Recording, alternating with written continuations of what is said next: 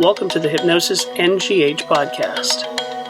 This podcast series offers a fun and serious look at hypnosis and offers various ideas, discuss case studies, along with NGH educational opportunities.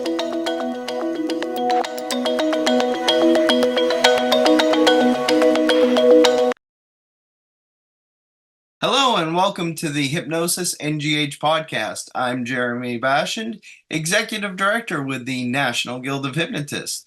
And today our guest is Heather McFall. Welcome, Heather. Hi, thanks, Jay. Nice to see you. Great to see you as well. Now, Heather, you've been an NGH member since 2003. You're also a certified instructor with the NGH. And recently you were entered and nominated and brought into the Order of Braid Council. Those are all the Order of Braid Council. For anybody who doesn't know, it's pretty much the centerpiece award given to NGH members who have dedicated their lives to a lifetime of achievement, dedication to service, and enrich the lives of others for many years. And that we like to honor those who have done this for the profession. And Heather, you're one of those people who, throughout the years, you've been a presenter, you've been a hypnotist helping clients out. Tell us what got you started in hypnosis. I was originally a psychology major, and I kept trying to go back to school to finish the degree. And every time I tried to take classes, I was just really disappointed in what they were teaching, because I legitimately wanted to help people. And I wasn't hypnotized. I'd never seen a stage hypnosis show. I just Googled on my gateway computer with my dial-up on AOL, so that tells you how long ago that was. And I looked up client-centered therapy, and hypnosis and neurolinguistics were the things that came up. So I just went in my phone book and found a hypnosis instructor. And she happened to be an NGH instructor, and the National Guild looked like the most reputable organization there was. Everything else seemed to be online and a little showy and commercial, and the NGH just seemed to be a real legitimate, long-term, solid place. And so I found a local instructor, and she trained me, and then I started with a tiny little 10 by 10 office, not really knowing how to do a business, or I was scared to death. So I did it on the evenings and weekends. and I just had a natural knack for it, because I really like to see people achieve their goals, to get past something. And I just have an insane passion for it. So I never stopped doing hypnosis. That's awesome. Now, you originally trained with NGH certified instructor Marie Beach, correct? Yes. Okay, awesome.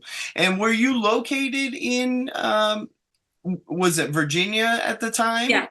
Okay. I lived in Chester, Virginia, and she was in, I think, Henrico County, Midlothian, somewhere. And awesome. So I drove 45 minutes each way to go and see her. And then as soon as I graduated, as a matter of fact, I was waiting for my certificate to come in the mail so she could hang it in her office. She immediately had me take over all of her smoking clients. And it was, I just got thrown right in. And then I worked for a large international hypnosis clinic who so I started working for $10 an hour. I am so embarrassed. $10 an hour. And I worked on Saturdays, and for this large international hypnosis clinic. And somebody was having the receptionist was having an argument with somebody on the phone, a client that was complaining. So I took the phone away from her, because what she was saying was just wildly unprofessional, and she was getting flustered and about to cry. So I just took the phone away and said, this is Heather Merrill at the time. How can I help you? And I calmed her down, and then asked her, do you still want to lose weight? Is that your goal? And I calmed her down and got it. And I said, how about this? What if we do this all by phone, and you don't have to talk to anybody else but me, and you can sit in your own recliner in your own living room and not have to drive anywhere? Okay. I said, I can do that. And I hung up the phone, and the receptionist looked at me and she goes, you could do that? And I said, yes, I can do that. And I said, the only difference is I have to listen to her breath instead of watching her chest. I said, I can do that. So then everybody in the office started realizing anytime somebody has a complaint, just give it to Heather. And so I became the conflict resolution specialist for that organization. And so for 2 years, I saw like 15 people a day, just clients who wanted to sue the company or wanted their money back, that were angry. So I got really, really good first at hypnosis, because I was hypnotizing people that were already mad or decided it didn't work. And then the other thing, I got really good at getting people to chunk back up to the point or the outcome or goal. So by the time I went into my own private practice and used a business model and a mentor and everything, I was like, I had trial by fire. I got pretty good at it. I would not go back to doing that again. And it wasn't fun. And every time I tried to quit, the owner would just throw more money at me. He was like, but I'll pay you more. And I'm like, you don't understand. There's not enough money to listen to people complain. And they just kept giving me more. But it made me good at it. And so now just a nice, normal, middle American person that wants to lose weight is just heaven sent to me. Right, exactly. All right. So you've gone through the trials and turbulations of like you said, trial by fire right out the gate. What percentage of sessions do you do virtual compared to live in Well, person? I'm right near the villages right now. So most of my clients are in their 70s, actually, so they prefer to come in. Okay. I see about 15 clients a day, but like today, I have 4 of them are by Zoom. Yep. Most of the time I screen them live. Some of them are by Zoom. I have clients in North Dakota and California and Michigan. Mostly they're clients who have come back to do another program with me after they moved away. But I do know that a lot of my colleagues have clients almost exclusively by Zoom. I know California hypnotists are doing almost exclusively by Zoom. So the states that closed off in COVID more tend to have more Zoom sessions. Sure. But Florida, we were crazy. We were the crazy redheaded stepchild that didn't really close Wide down. open. So but I'd say 10% of my clients are virtual. Okay. And I see about 15 or 16 people a day. Not as busy as I used to be. When I was in Raleigh, I saw 30 people a day. But I'm just not interested in working that hard anymore. Sure. No, absolutely. You've put in your time. You've helped thousands of people throughout your career here. What do you enjoy most working with clients or doing as a speaker doing presentations and things? We recently saw you at the Solid Gold Weekend out in Las Vegas. What was it? Last year. Yeah. And you're a very eloquent speaker, and we always get great feedback when you're a speaker at any of the events, whether it's the NGH convention or the Solid Gold Weekend. You do a wonderful talk as a presenter. Do you enjoy doing that, or is it more helping clients out is where you flourish? I both. I love teaching and I love speaking, and but anything that makes somebody laugh or smile or gets them to change. So I love the client part because I love hearing what happened that week when they come in for their next session and I say what went great. I love hearing the amazement on their face that they walked right past the sweets, or the candy jar at work didn't even faze them. I love hearing that. But there's a little bit of a stand-up comedian in me. So I love presenting and teaching on the platform just to get the laughs and to get people intrigued. I like to make the boring stuff interesting. Nice. So let's talk about the laughs, because I know, you also do professional clowning. Yes. Oh, yeah.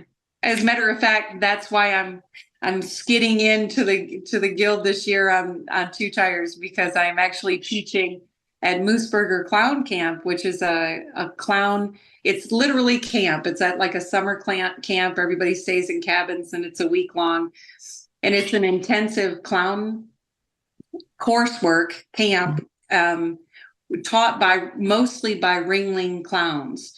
And so there I'm teaching hypnosis for stage fright, for people who want to clown and they love clowning and they love doing magic, but when they stand in front of an audience, their hands start to shake and they get scared. And so I do stage fright hypnosis every year at Mooseburger Clown Camp, and then I'll fly directly, because they switch their weekend to the same as the guild, and I'm like, no, you can't do that.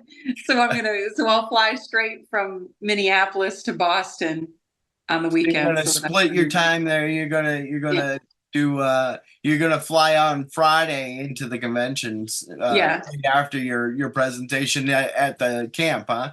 Exactly. Wow. And is this something that you've been doing? How long have you been doing this for? Well, I've been a clown since 2014, like a professional clown since 2014. And I also teach belly dance, which I've been doing since 2001. But so I bring that to the stage. I like using movement. As a matter of fact, I used to incorporate my first belly dance classes were belly dance for positive body image and confidence. So I use the movement in the belly dance, and they would leave and go, I don't know why, I just feel so good after I take a belly dance class. I just feel so good. And then they're telling their friends, you should go take a belly dance class. And they weren't getting the same experience with other teachers. And I'm like, that's because I'm hypnotizing you guys. Right. You're making it so your movements are hypnotic.